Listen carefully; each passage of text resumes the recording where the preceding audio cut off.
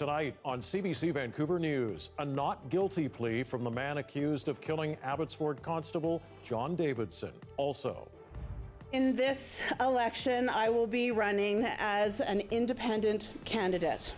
On her own, ousted Liberal Cabinet Minister Jody Wilson-Raybould will seek re-election as an independent. And I'm blowing as hard as I can. He just didn't believe me. Out of breath, a BC man gets his driver's license suspended twice because he couldn't blow. This is CBC Vancouver News.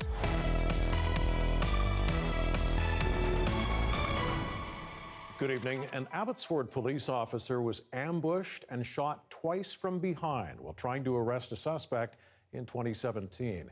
Disturbing allegations from the Crown today at the first-degree murder trial of 66-year-old Oscar Arfman.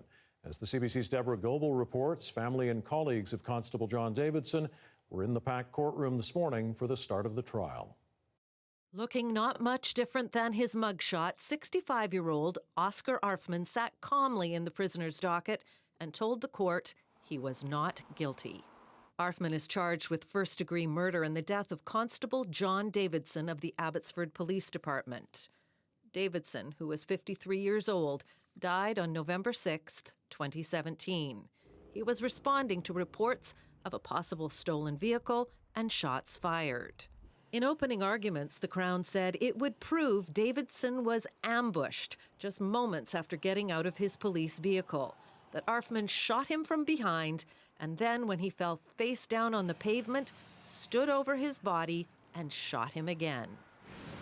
This is the first day of the trial. Inside the New Westminster BC Supreme Court, Davidson's family and fellow officers listened as the Crown laid out the graphic and often brutal details of what happened that day, some crying quiet tears. Crown Prosecutor Teresa Ian Diorio said she will be calling 30 witnesses to prove Arfman killed Davidson using a rifle that was found on the seat of a black Mustang he was driving. Several knives and ammunition were also recovered. Arfman is alleged to have stolen the Mustang from a car dealership 2 days before. On the day of the shooting, when employees of the dealership saw it parked in a handicapped parking spot, they blocked it in and called police. They allege Arfman returned before police arrived, pulled a knife, and shot at the pickup in his way. At the sound of gunshots, the Abbotsford Police Department began receiving numerous 911 calls. A witness provided dashcam footage. Surveillance video from numerous locations will also be used by the Crown. First on the scene, Davidson was shot in the back, getting out of his vehicle. Bob Rich, the Abbotsford chief of police at the time, said, "When there is an active shooter, officers don't wait for cover. The first person in goes." The officer who gave his life today is a hero. He was protecting this community. He will always be my hero. The killing of a local police officer devastated not only the Abbotsford Police Department, but much of the community. It's hard to properly capture in words just how special Dad was,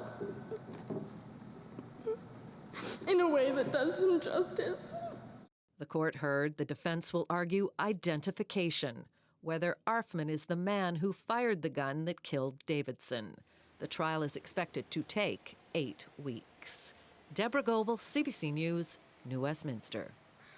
A 59-year-old man has been arrested after a violent sexual assault in East Vancouver last Thursday.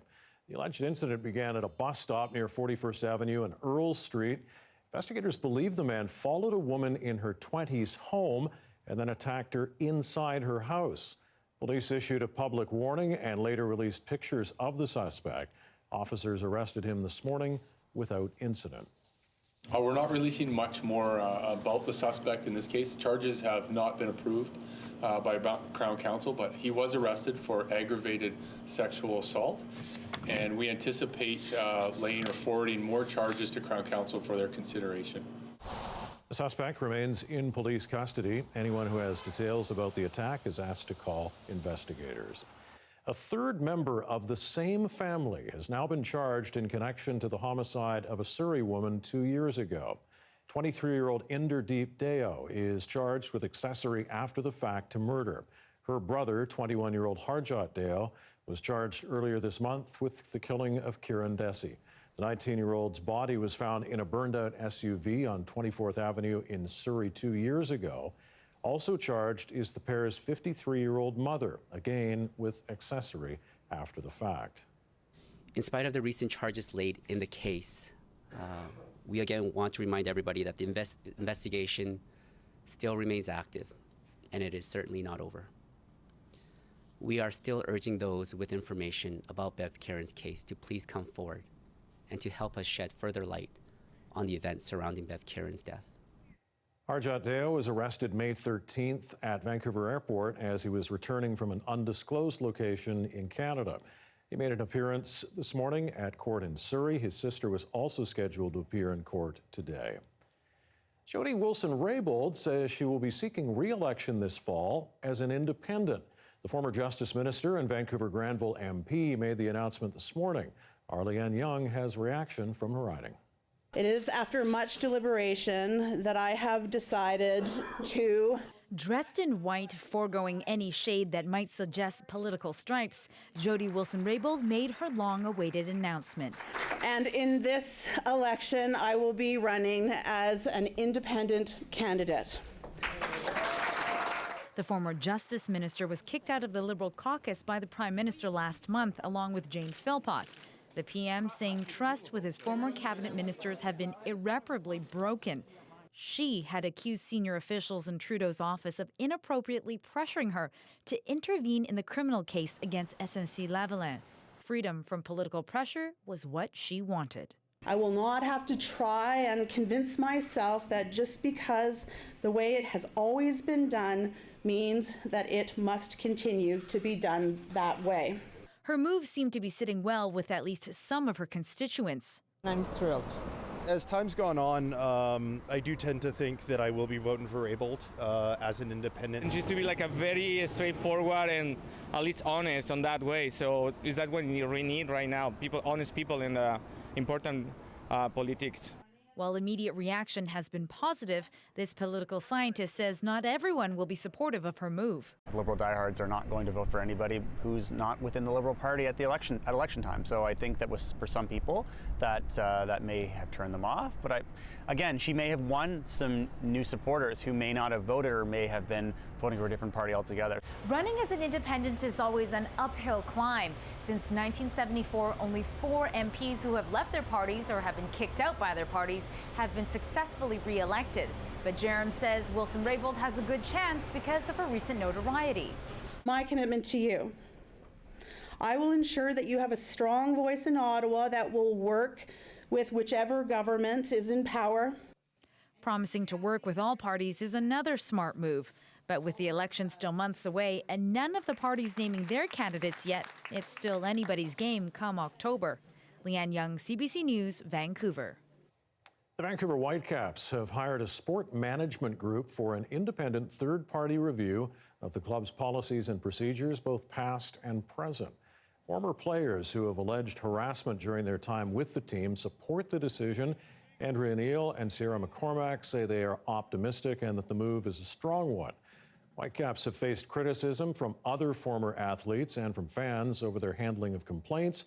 A full report on their policies is expected to take 3 months, and team ownership says the results will be made public. A BC driver with severe breathing issues says new breathalyzer rules are causing undue hardship for people with disabilities. The man has had his car impounded and driver's license suspended twice. New federal legislation allows police across the country to pull over any vehicle and force the driver to take a breath test. Erica Johnson reports. Can I hold you? Jimmy Forster has chronic lung disease, making him short of breath, and he limps from a brain injury.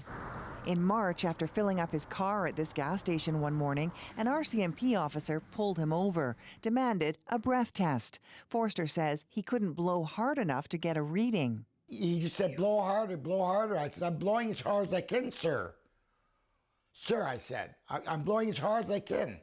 He just didn't believe me. It's estimated there are almost 200,000 Canadians with severe asthma, 2 million with chronic obstructive pulmonary disease. Forster has both.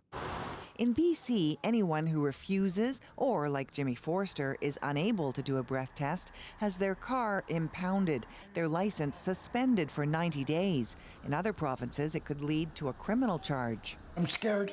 It's the second time in as many months Forster hasn't been able to do a breath test.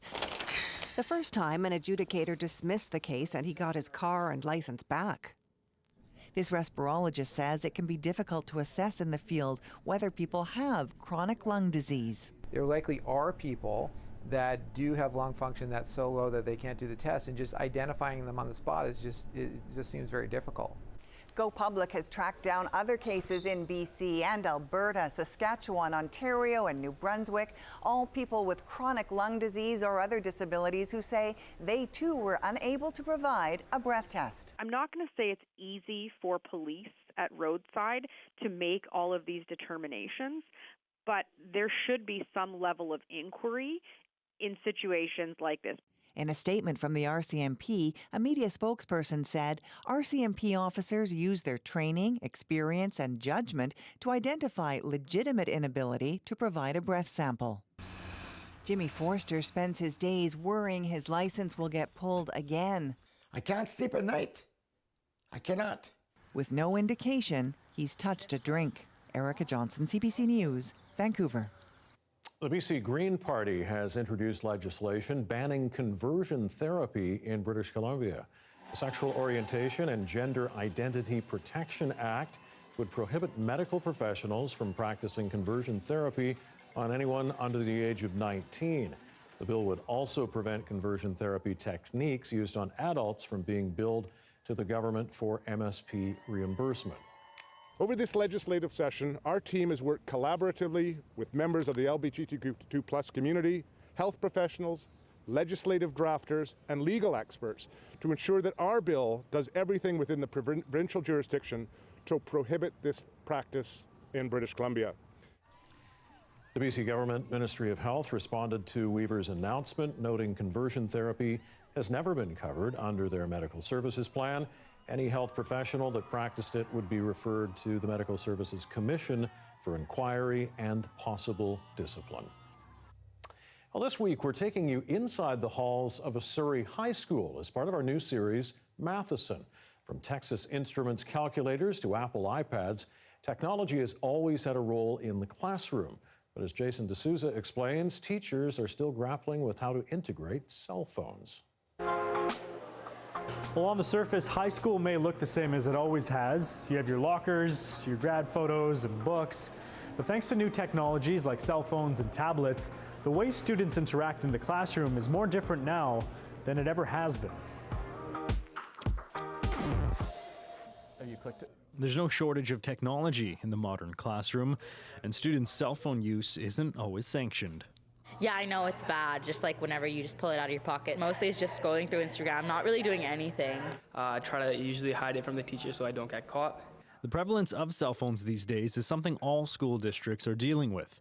Now that the vast majority of high school students have them, it's a new challenge for educators and administration. But some students say concerns about how much time they spend on their phones can be overblown. I'm careful with my phone. I know when to use it and when not to. For me personally, it's not that bad, but I know. Does everyone say that though? I know personally for me, I don't think I'm that bad with it. It's just a device. It's there to help you, not control you. Like it or not, these technologies are more than likely to stay in the classroom. So for teachers, it's all about adapting them for education. Tell me which part you're thinking of. For LA Matheson English teacher Kyle McKillop, trying to outright ban cell phones in the classroom is a losing battle. So it's all about give and take in order to keep students engaged. For cell phones, we discuss what's a good time to use it. How are you going to use it? How would you turn the Wi-Fi on and off here? Let's check, because that's what the problem is. It's not connecting. I would actually like to have no cell phones at all in many ways, because it's an inherent distraction for myself. I actually lock my phone in my drawer or in my cupboard so that it doesn't distract me. And kids don't have that ability to step back and do that for themselves. So they need that reinforcement, they need those guidelines. So we negotiate. They get to keep their phones, and I get to know that they're going to use it positively. Or I'll ask very nicely and just say, thank you for your phone, I appreciate this. You'll get this phone back later at the end of the block. Thank you for sharing with me. Given the social pressure students are facing, the cell phone is more than just a means of communicating. This friendship is what helps you get through high school too, and maintaining your friendships through social media or asking them to meet up somewhere, I think that's very important. Cell phones aren't going anywhere anytime soon, including at school. Jason D'Souza, CBC News, Matheson.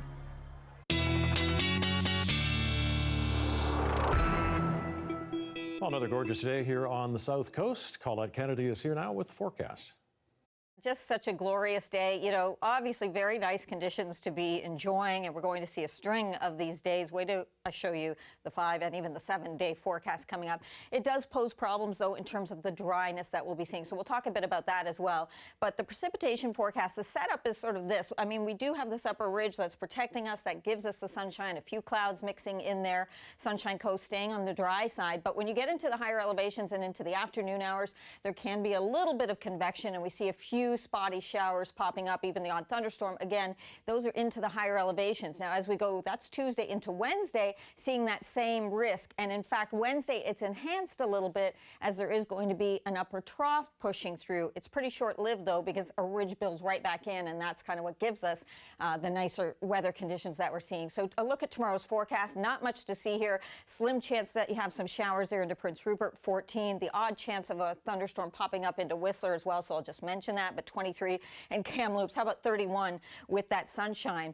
A look at your forecast for Comox. We're talking about partly to mostly sunny skies, 24 degrees for the high, Victoria sunshine and 19, Abbotsford 23, and Hope and Squamish coming in at 25. I mentioned, though, I just want to show you what's going on with the fire risk map. Because of this dry pattern we're getting into, where you see areas in red here, that's where we get into extremes. So the extreme risk of some fires igniting through here.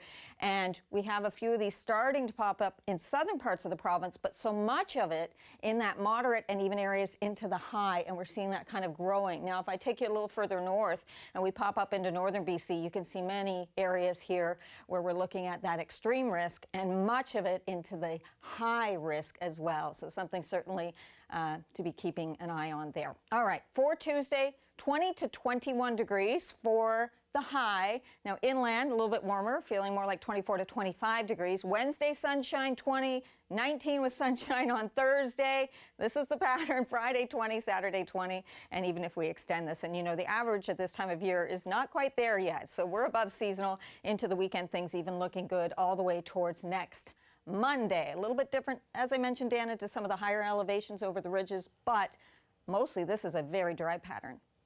Looking good. Thanks, Colette.